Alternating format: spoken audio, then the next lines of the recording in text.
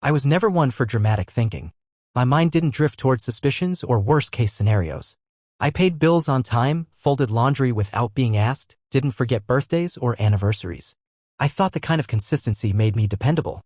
What I didn't know was that to someone like her, it made me invisible. The beginning of the unraveling wasn't an explosion. It was a small flicker, so quiet I nearly missed it. 2 months ago, she started humming in the kitchen. Not singing. Humming. Like a private song stuck in her throat that didn't belong to me. I asked her, "What is that song?" She stopped mid-note, blinked at me like she didn't recognize the sound coming out of her own mouth, and said, "Nothing." That was the first lie. Not the worst. Just the first one I caught in real time. After that, it was like her life split into 2 timelines. In one of them, she lived with me, she told me about her day, kissed me goodbye, occasionally asked me if I'd fed the dog. In the other, there were gaps. She left without explanation, came back with her hair freshly washed at 9 p.m., tossed her phone face down like a landmine no one was supposed to touch. One night I asked her if she wanted to watch that documentary we'd started. She looked confused, like I'd spoken in a language she hadn't heard in years. "Oh, that," she said, turning away. "I forgot it was your thing." Your thing. Like I was a visitor in my own house. The couch we picked together felt colder. Even the dog stopped following her around. He sensed it too. I made a decision. I wasn't going to ask anymore. I wasn't going to sit across from her and perform this play where I pretended everything was okay while she slipped further into whatever secret life she'd built. I had no proof. But I had instincts. So I waited. The break came 2 weeks ago. She was out late, said she was helping a friend move. The friend, when I casually asked her name, changed every time I brought it up. Michelle. Then Mia. Then some girl named Callie I'd never heard of. I didn't press her. I smiled and nodded and memorized every inconsistency. That night, I went into her laptop. She changed the password. I didn't try to guess it. Instead, I took her car keys. She always left receipts in the glove box. Tucked under registration papers, beneath expired coupons and hair ties, was the truth. 3 receipts. Same place. Same time of day. A diner 30 minutes outside the city. Not a chain, not the kind you go to for a casual coffee. It had a name like a place you'd whisper to someone you didn't want anyone else to hear. Same server name on every slip. Same booth number. I didn't confront her that night. I sat in the car with the engine off and my hands gripping those slips like they were burning. I didn't feel rage yet. Just a deep, ringing silence in my head like I'd been punched underwater. The next Thursday, I drove to that diner. I sat in the parking lot with a baseball cap pulled low, a hoodie zipped up. I watched the entrance like a man watching his own life through glass. She arrived at 6:14 p.m. Not with friends. Not with yoga gear. With a man. Tall. Tanned. Wearing sunglasses though the sun had already begun to set. They walked like they'd done it 100 times. She touched his arm like she owned it. He said something and she threw her head back and laughed. Not the soft laugh she gave me when I told her something mildly amusing. This laugh cracked open from her chest like a celebration. I didn't follow them in. I didn't take pictures. I didn't need to. That laugh did more damage than any surveillance photo ever could. That night I didn't say anything. She came home late again, tossed her shoes near the door, and asked if we had any milk. I said no.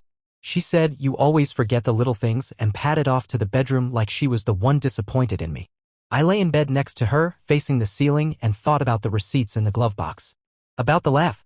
About how she said I was the one forgetting things. I realized something that made my stomach tighten. I'd spent the last year trying to get her to notice me again. Trying to impress her. Trying to be useful. And she was rewarding someone else with that laugh. With her presence. With the intimacy I thought only belonged to me. That night I didn't sleep. And I didn't plan for a confrontation. I planned for the end of the performance. The next morning I woke up before she did. She was curled toward the edge of the bed like I radiated something she didn't want to touch. I stared at the back of her head and thought about all the mornings I made her coffee. All the nights I rubbed her neck after work. The dentist appointments I booked for her.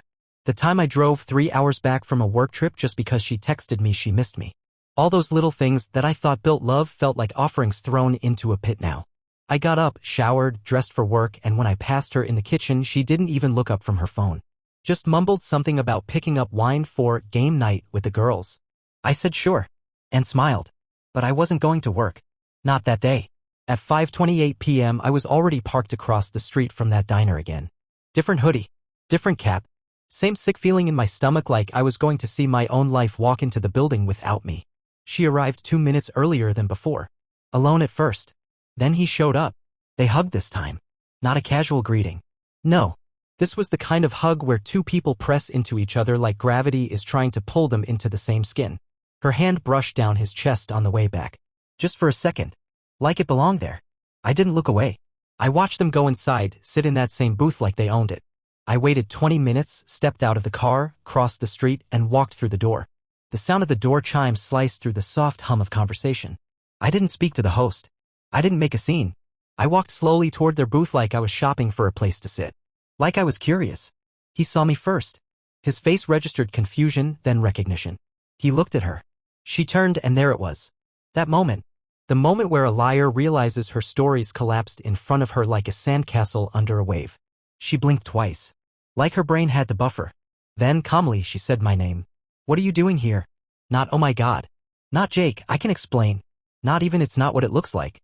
Just a cold, controlled what are you doing here, like I had walked into a room I didn't belong in. I didn't answer. I pulled the receipts from my pocket and placed them on the table between her and the man. She glanced down at them.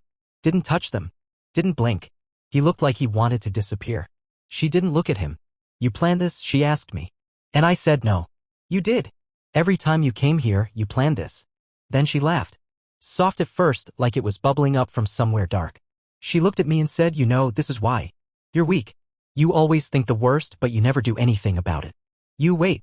You tiptoe. You hope. You want me to feel sorry for you. I stared at her. And in that moment, I realized something she hadn't. She thought I was still trying to win her back. She thought I was still begging. She hadn't seen it yet. She hadn't seen me leave. I turned to the man. Do you know she's married? He opened his mouth, but nothing came out. She didn't tell you, huh? I asked. She cut in, don't do this. Don't make a scene. I smiled. This isn't a scene. It's your curtain call. And then I walked out. I didn't slam anything. I didn't yell. I didn't cry. I just left her there in that booth with the same silence she'd been giving me for months. What she didn't know was that the locks at home had already been changed. Her things were packed in the trunk of her car. And she would find, tucked under her sun visor, a single note. You laughed and called me weak. You didn't see me leaving. Now you live with regret. I didn't answer my phone that night. Not the first time it rang. Not the second. Not even the seventh time when she finally dropped the fake calm and started calling like a woman chasing a fire she'd started but couldn't put out. By 11:43 p.m. I had 12 missed calls. 5 voicemails. The first 2 were laced with disbelief. Jake. What the hell? Call me. This is immature. The third one was louder. Sharper. I don't know what game you think you're playing, but you need to come home. This isn't funny. 4 and 5 were the cracks finally forming in the ice. Where are my things? Where's my are you serious with this? Are you serious right now? I sat on my brother's couch, drinking cheap scotch I never liked, listening to her messages like they belonged to someone else's life. I kept thinking how strange it was that she never once said she was sorry. Not even a fake apology. Her panic wasn't for losing me. It was for losing control. The next morning, she showed up at the house. The neighbor called me. She saw a woman pounding on the front door, yelling into the camera like someone on the edge of madness. I pulled up the live feed from the security app.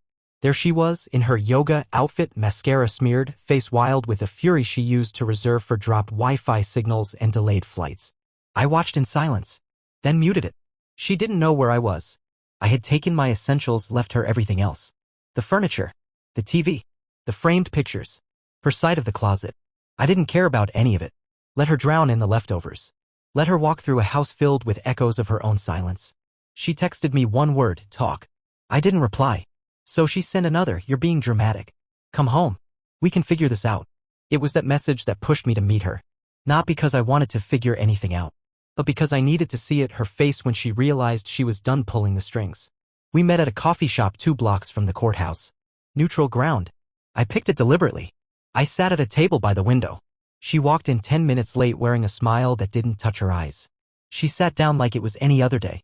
Like we were just a couple who had a disagreement about groceries or who forgot to lock the door. I'll admit, she said, brushing invisible lint off her sleeve, you surprised me. I didn't think you had it in you. No, I said, leaning back, you didn't. She tilted her head. So, what's this? You needed to make a point? You wanted me to feel what? Ashamed. I didn't respond. I pulled a plain white envelope from my jacket and slid it across the table. She didn't touch it. What's this? She asked, eyes narrowing. Divorce papers. Already signed. You just need to. She scoffed. You're not serious. I said nothing. I watched her blink too fast. I watched the cool surface crack, not with sadness, not with remorse, but with offense. Like I had betrayed her by refusing to crawl back. You're going to throw away 7 years over some receipts, she hissed, voice low. I'm throwing away a lie, I said. 7 years ended when you decided someone else deserved the part of you that used to be mine. She leaned in. You're going to regret this. No, I said calmly. You are. Then I stood up, walked out the door, and didn't look back. She didn't follow. That night, no calls. No texts. Just quiet. Not peace yet. But the kind of silence that comes after you stop begging someone to see you and start seeing yourself. 3 days. That's how long it took before the silence broke. Not from me. I was done speaking into a void. But from her when she realized the show was over and the crowd had left the theater. It started with a post. She didn't call, didn't message. She posted a carefully filtered photo on her social media, a solo shot sitting by a window, sunlight catching just enough of her cheek to look fragile. The caption said, sometimes people throw away love before they even try to fix it. I didn't respond. But I watched the comments roll in. You deserve better. Whatever happened, it's his loss. You're so strong. And the crown jewel from her best friend, the one who used to flirt with me at parties when she got drunk. Men are terrified of women who know their worth. Stay glowing. I read each one like a line from a script she'd handed them in advance. Not a single one knew the truth. But that was the game, wasn't it? She didn't want to fix anything, she wanted to control the narrative. What she didn't expect was that I wasn't playing my role anymore. I posted nothing. Said nothing. Didn't block her. That would have made it too easy for her to call me bitter. I let her keep the stage, but I took the script. The next day she called again. This time she left a voicemail. No anger. Just desperation she was trying to hide under casual tones. Hey, just wondering if you're okay. You've always been kind and I just hope you're taking care of yourself. Maybe we can talk sometime. I feel like things went too fast. Maybe we could slow down, see where we are in a few weeks. That was the first time I laughed. Not cruelly. Just quietly. Because now she was chasing something that wasn't even running anymore. I didn't call back. Instead, I sent a copy of the papers to her new apartment. The one she was forced to move into when she realized the house wasn't hers anymore. I'd paid for the mortgage. My name was the only one on the deed. She never cared to change that when things were good. And now that things were ashes, she was locked out of a life she never really built. The kicker? She called my sister. She never liked my sister. Thought she was too blunt. But suddenly she was calling her, talking like they were old friends. Asking if I was okay. Saying she was worried. Saying she still believed in what we had. My sister told her flatly, you had it. And you threw it away. That's when the mask cracked again. She said he's acting like I'm a criminal. It wasn't even serious. It wasn't even about feelings. Not serious. Not feelings. Just receipts. Just lies. Just a little laugh at my expense. The next voicemail she left wasn't soft. You're being cruel now. You're not this person. You've changed. Yes. I had. Because when someone shows you that your love is disposable, your silence becomes your loudest scream. You see, she had always been the one walking away. From fights. From truth. From accountability. She stormed out and always came back to a door that was still unlocked. But this time, the door wasn't there. It started with a call from her mother. A number I hadn't seen in almost a year. She never liked me, much too quiet, not flashy, not enough presence, whatever that meant to someone who spent most of her life trying to be seen through her daughter's social media feed. But now she was calling me. I let it go to voicemail. Waited. Listened. Jake? I don't know what's going on, but she's a mess. I don't want to interfere, but maybe you could just talk to her? Help her get through this. It's been hard on everyone. Everyone. Not once did she say the word sorry. Not even from her mother. Just hard on everyone. Like I wasn't the one who sat across from Betrayal and kept eating my dinner. I didn't return the call. A few days later, I got a message from one of her coworkers. Not a close one, someone I barely knew, had only spoken to once at a holiday party. He sent me a polite message that started with, "Hey man, I'm not trying to get in the middle of anything," which is exactly what people say before they get in the middle of things. Apparently, she'd been coming to work late. Distracted. Snapping at clients. Disappearing into her car during lunch and sitting there for an hour without moving. HR had taken notice. People were whispering. The girl who used to walk into rooms like she owned the air was now shrinking into corners. Something about it felt almost clinical. But I didn't feel satisfaction. I felt nothing. Because the part of me that used to care had been burned out. She called again that night. This time I picked up. Her voice was different. No performance. No pretending. Just breathless confusion, like the chaos she unleashed had finally turned around and stared her in the face. "Jake," she said. "Why are you doing this to me?" I didn't answer right away. I let the question sit. Let her feel how it sounded. "You humiliated me," she whispered. You made me look like some villain. I said, you're upset about how it looks? There was silence. Then she snapped, I made a mistake. Okay? People make mistakes. You think you're perfect? No, I said. But I wasn't pretending to be someone's husband while living like I was single. She started crying. Loudly. Ugly sobs. Not the kind meant to manipulate. The kind that spill out when a person finally realizes the consequences aren't going away. I didn't mean for it to happen, she gasped. I didn't plan it. It just… I don't know. I felt invisible. That was it. That was her reason. She felt invisible. I wanted to scream. To remind her of every night I reached for her and got air.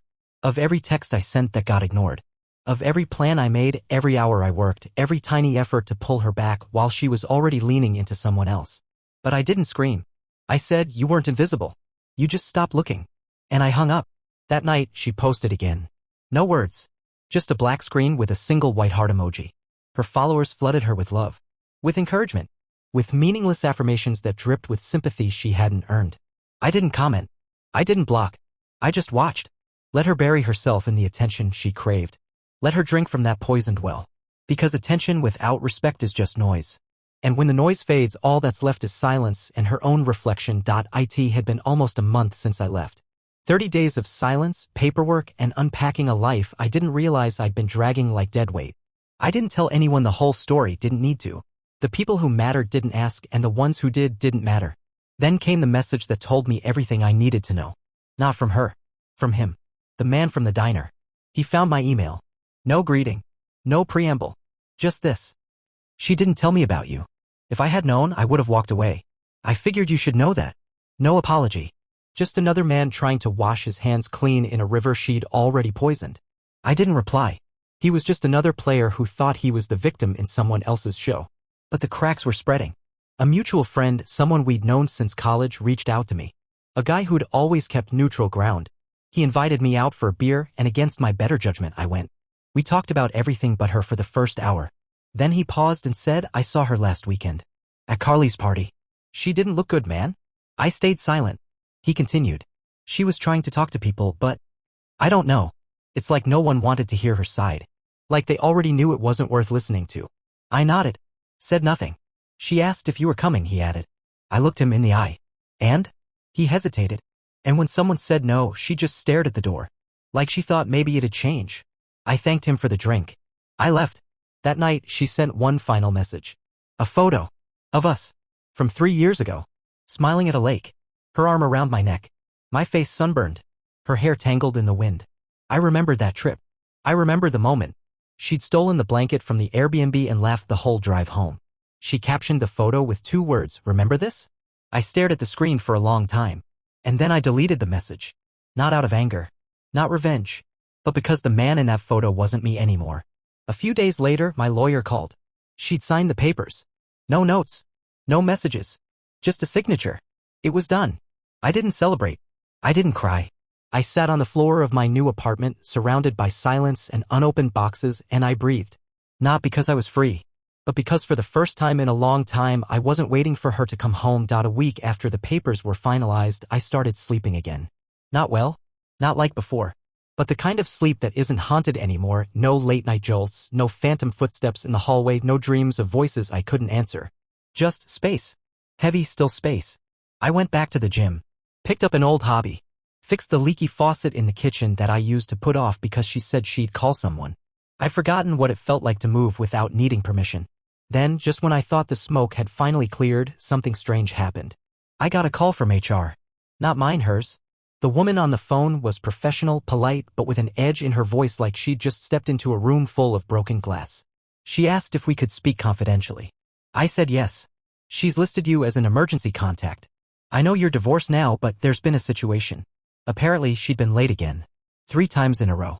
Left a meeting halfway through without explanation. And then yesterday, she showed up, walked straight into her manager's office, and started crying. Not dramatic. Not loud. Just quiet, shaking with that slow-building kind of panic people don't know what to do with. When they asked if she wanted someone to call, she gave them my name. I didn't respond right away. Just sat there, holding the phone to my ear, stunned by the audacity. She gave you my number? Yes, the woman said. I'm sorry. We wouldn't normally. It's fine, I said quickly. She's not my responsibility anymore. The woman hesitated. We just thought you should know. I thanked her. Hung up. Sat in silence. And then it hit me. She wasn't calling out of love. She wasn't hoping to fix anything. She was spiraling. Not because she missed me, but because she couldn't replace me. I had been her safety net, her backup plan. And now that I'd walked away, there was no soft landing left. She was free-falling through consequences she never imagined would apply to her. That night, I got a knock on my door. Not her.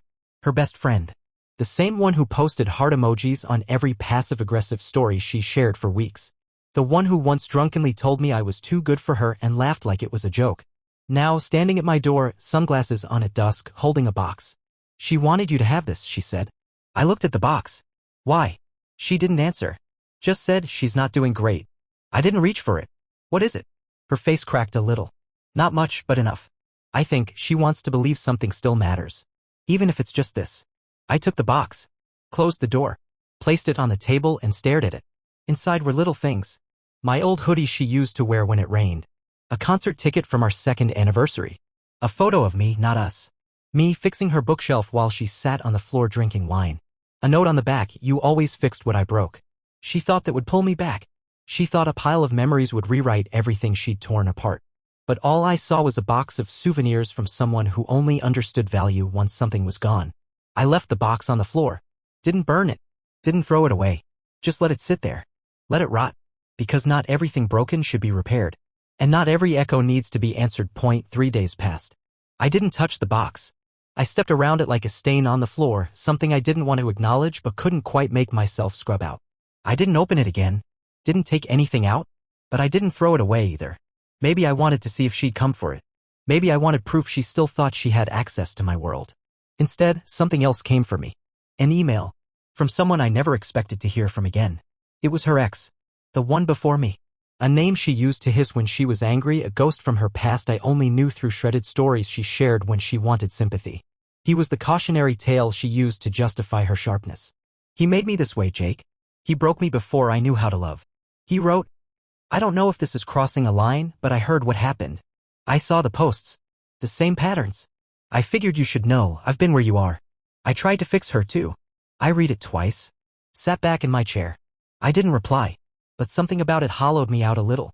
Because I remembered her crying on our 3rd date, telling me how he cheated, how he called her names, how she swore she'd never be treated like that again.